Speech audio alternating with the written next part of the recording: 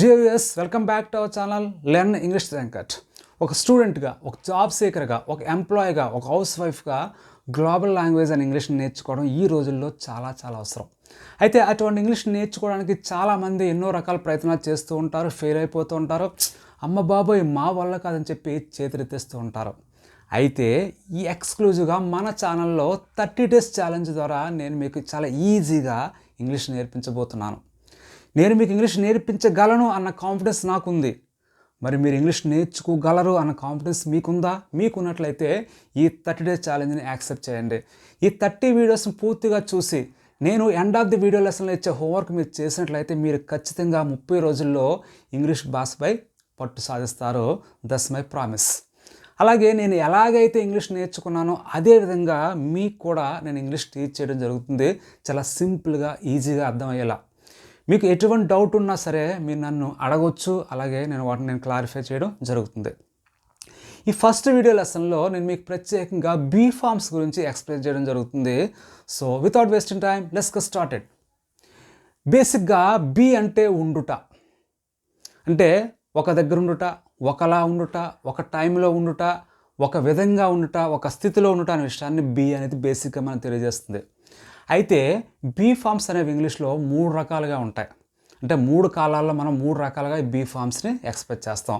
అవి ఏంటంటే present, past and future. ఈ 3 కాలాల్లో బీ ఫార్మ్స్ అనేవి చేంజ్ అవుతూ ఉంటాయి.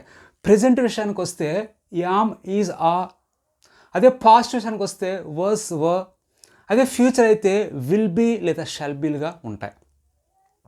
అంటే ఇక్కడ ఈ డిఫరెన్స్ ఎందుకు వచ్చాయంటే ఈ కాలాల బట్టి ఇవి చేంజ్ అవుతూ ఉంటాయి. అలాగే పర్సన్ బట్టి, అంటే ఆ పని చేసే వ్యక్తిని బట్టి కూడా ఇవి చేంజ్ అవుతూ ఉంటాయి. ప్రెజెంట్ విషయానికి వచ్చేసరికి పనిచేసేవాడు, పనిచేసే వ్యక్తి అంటే సబ్జెక్ట్ ఐ అయినట్లయితే, అంటే నేను అన్న సబ్జెక్ట్ మనం తీసుకున్నట్లయితే యామ్ యూజ్ చేయాల్సి ఉంటుంది. అలా కాకుండా హీ కానీ, షీ కానీ, ఇట్ కానీ సబ్జెక్ట్ ప్లేస్లో ఉన్నట్లయితే ఈస్ యూజ్ చేయాలి. ఒకవేళ సబ్జెక్ట్ ప్లేస్లో ప్లూరల్ ఉన్నట్లయితే వి, యూ, దే ఉన్నట్లయితే ఆర్ యూజ్ చేయాలి. ప్రెజెంట్లో, అంటే ప్రెజెంట్లో ఉండుట అనే విషయాన్ని చెప్పడానికి మనం ఈ ఫార్మ్స్ని యూజ్ చేయాల్సి ఉంటుంది. ఇన్ కేస్ పాస్ట్ అయినట్లయితే వస్, వర్ యూజ్ చేయాలి. వస్ అనేది ఐ, హీ, షీ, ఇట్ సబ్జెక్ట్స్గా మనం యూజ్ చేస్తే వస్ వాడాలి. అలా కాకుండా వి, యూ, దే అని ప్లూరల్స్ యూజ్ చేసినట్లయితే మనం వర్ యూజ్ చేయాలి. పాస్ట్ విషయానికి వచ్చేసరికి, అంటే గతం విషయానికి వచ్చేసరికి. ఇన్ కేస్ ఫ్యూచర్ అయితే, భవిష్యత్ అయితే విల్ బీ లేదా షల్ బీ యూజ్ చేయొచ్చు. విల్ అయినా యూజ్ చేయొచ్చు, షల్ అయినా యూజ్ చేయొచ్చు. ఏ సబ్జెక్ట్ అయినా సరే, ఐ అయినా, వి అయినా, యూ అయినా, దే అయినా సరే, ఏ సబ్జెక్ట్ అయినా సరే మనం విల్ బీ లేదా షల్ బీ భవిష్యత్తులో ఉండుటాన్ని తెలియజేయడానికి మనం యూజ్ చేస్తూ ఉంటాం. ఫ్రెండ్స్, మనం ఇప్పుడు ఈ బీ ఫార్మ్స్ అనేవి ప్రధానంగా వేటిని తెలియజేస్తారనే విషయాన్ని మనం తెలుసుకుందాం. ఫ్రెండ్స్, ఈ బీ ఫార్మ్స్ అనేవి ప్రధానంగా 3 థింగ్స్ని ఎక్స్ప్రెస్ చేస్తాయి. ఫస్ట్ వన్ ఏదైనా profession, occupation. Second one place and time. Third one condition or state. First one profession, occupation అంటే ఏదైనా మనం ఒక స్థితిలో ఉండుట, ఒకలా ఉండుట, ఒక విధంగా ఉండు, ఇలా ఉండు, అలా ఉండు. అలాగే మనం ఒక వృత్తిలో కొన్నాళ్ళ నుంచి ఉంటున్నామని చెప్పడానికి ఇలాంటప్పుడు మనం ఇక్కడ బీ ఫార్మ్స్ యూజ్ చేస్తున్నాం. చూడండి, be a good human being. Be అంటే ఉండుట, అంటే ఒక గుడ్ హ్యూమన్ బీయింగ్గా ఉండు. ఇక్కడ గుడ్ హ్యూమన్ బీయింగ్ అనేది ఒక నౌన్ ఫ్రేజ్. అంటే ఇక్కడ నౌన్స్ని ప్రధానంగా మనం యూజ్ చేస్తుంటాం. బీ ఏ డాక్టర్, ఒక డాక్టర్లా ఉండు. బీ అన్ యాక్టర్, ఒక యాక్టర్లా ఉండు. బీ ఏ గుడ్ పర్సన్, ఒక మంచి వ్యక్తిలా ఉండని చెప్పి ఇలా గుడ్ పర్సన్, యాక్టర్, డాక్టర్ అని చెప్పి ఇలాంటి నౌన్ ఫ్రేజెస్ మనం ఈ బీ తర్వాత యూజ్ చేస్తుంటాం. ఐ యామ్ ఏ టీచర్, ఇక్కడ చూడండి యామ్ యూజ్ చేస్తాం, అంటే నేను టీచర్గా ఉన్నాను, అంటే నా యొక్క వృత్తిని ఇక్కడ తెలియజేస్తున్నాం. షీ వాజ్ ఏ లాయర్, ఆమె లాయర్గా ఉండేది గతంలో. ఇక్కడ చూడండి వాజ్ అనేది పాస్ట్ని తెలియజేస్తుంది. అలాగే she has been a nurse, ఆమె నర్సుగా ఉండేది ఇప్పటిదాకా, అంటే ఇప్పుడు నర్సుగా ఉండింది లేదని చెప్పలేదు, ఇప్పటిదాకా ఆమె నర్సుగా ఉండేదని చెప్పి, అంటే నర్సుగా పనిచేసేదని చెప్పి ఆమె యొక్క ఆక్యుపేషన్, వృత్తిని మనం ఇలా తెలియజేస్తాం ఈ ఫస్ట్ పాయింట్లో. సెకండ్ పాయింట్ ఏంటంటే ప్లేస్ అండ్ టైం, అంటే ఒక సమయానికి, ఒక దగ్గర ఉండడానికి కూడా మనం తెలియజేస్తుంది. అయితే ఇక్కడ ఈ సందర్భంలో మనం యాడ్వర్బ్స్ యూజ్ చేస్తుంటాం. ఎగ్జాంపుల్ చూడండి, I am at the bank now, ఇప్పుడు నేను బ్యాంక్ దగ్గర ఉన్నాను, ఇప్పుడు ఉన్నాను కాబట్టి ప్రెజెంట్, కాబట్టి ఇక్కడ యామ్ యూజ్ చేస్తాం. He will be in the park 4 in the morning, అంటే ఉదయం 4 గంటలకి అతను పార్కులో ఉంటాడు. చూడండి విల్ బీ యూజ్ చేస్తాం. విల్ బీ అంటే భవిష్యత్తులో ఉండుట, ఫ్యూచర్లో ఉండుట. ఎందుకంటే ఇక్కడ ఇన్ ద మార్నింగ్ 4 అనేది ఫ్యూచర్ కాబట్టి ఇక్కడ విల్ బీ యూజ్ చేస్తాం. We have been in your office still no, ఇప్పటిదాకా మేము మీ ఆఫీసులో ఉన్నాము. ఇక్కడ బీన్ అనేది ఇప్పటిదాకా ఉండుట అనే విషయాన్ని మనకి తెలియజేస్తుంది. సో ఒక ప్లేస్ని టైంని తెలియజేసేటప్పుడు ఈ విధంగా మనం ఇక్కడ బీ ఫార్మ్స్ యూజ్ చేస్తూ ఉంటాం. థర్డ్ వన్, ఒక స్థితిలో ఉండుట, ఒక యాక్టివిటీలో ఉండుట అని చెప్పేటప్పుడు మనం యాడ్జెక్టివ్స్ యూజ్ చేస్తూ ఉంటాం. చూడండి, హీ ఈజ్ హ్యాపీ, అతను ఆనందంగా ఉన్నాడు. అతను ఎలా ఉన్నాడు?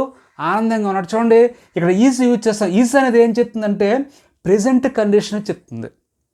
హీ ఈజ్ హ్యాపీ, అతను ఇప్పుడు ఆనందంగా ఉన్నాడు. హీ వాజ్ హ్యాపీ యెస్టర్డే, నిన్న అతను ఆనందంగా ఉన్నాడు. వాజ్ యూజ్ చేస్తాం పాస్ట్ కాబట్టి. వీ హ్యావ్ బీన్ డల్, మేము డల్గా ఉన్నాం ఇప్పటి వరకు. ఇక్కడ బీన్ అనేది ఇప్పటిదాకా నా దాన్ని తెలియజేస్తుంది. Next one, we will be busy tomorrow, రేపు మేము బిజీగా ఉంటాము. చూడండి, విల్ బీ అని చెప్పి ఇక్కడ ఫ్యూచర్ని తెలియజేసే బీ ఫామ్ యూజ్ చేస్తాం. టుమారో అనేది ఫ్యూచర్ కాబట్టి.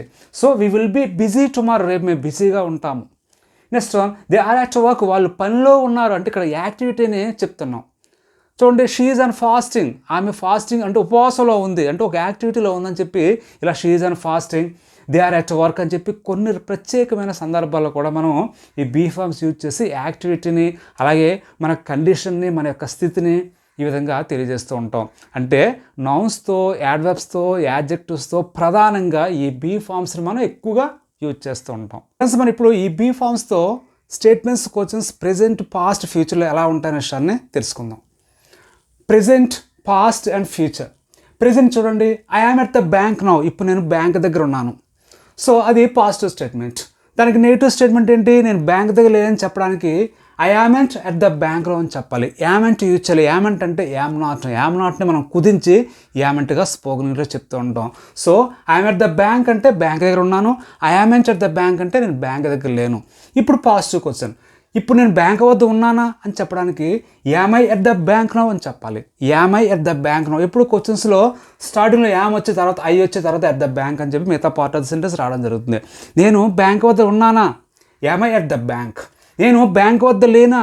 యామంటే ఎట్ ద బ్యాంక్ నౌ. ఇప్పుడు నేను బ్యాంక్ వద్ద లేనని చెప్పి ఇలా చెప్పడానికి యామంటే ఎట్ ద బ్యాంక్ నౌ అని చెప్పాలి. ఇక్కడ యామంటే యూజ్ చేసి ఉంటుంది నెగిటివ్ క్వశ్చన్లో. పాజిటివ్ క్వశ్చన్లో యామై యూజ్ చేయాలి. నెగిటివ్ క్వశ్చన్లో యామంటే యూజ్ చేయాల్సి ఉంటుంది.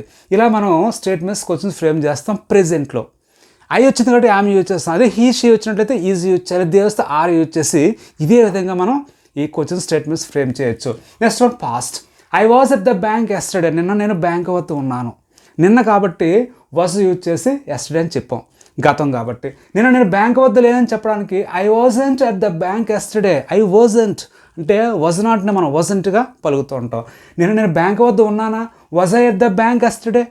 Positive question. నేను బ్యాంక్ వద్ద లేనా? Wasn't at the bank yesterday. ఇలా మనం ఈజీగా స్టేట్మెంట్స్, క్వశ్చన్స్ ఫ్రేమ్ చేయొచ్చు. క్వశ్చన్స్లో ఇలా చూడండి, వాజ్ అంటే రావడం జరుగుతుంది. అదే స్టేట్మెంట్స్లో ఐ వాజంట్ రావడం జరుగుతుంది. అదే మీరు అబ్జర్వ్ చేయాలి. Third one, future. I will be at the bank tomorrow, రేపు నేను బ్యాంక్ వద్ద ఉంటాను. అక్కడ విల్ బీ యూజ్ చేయొచ్చు, లేదా షల్ బీ కూడా యూజ్ చేయొచ్చు. అదే అర్థాన్ని ఇవ్వడం జరుగుతుంది.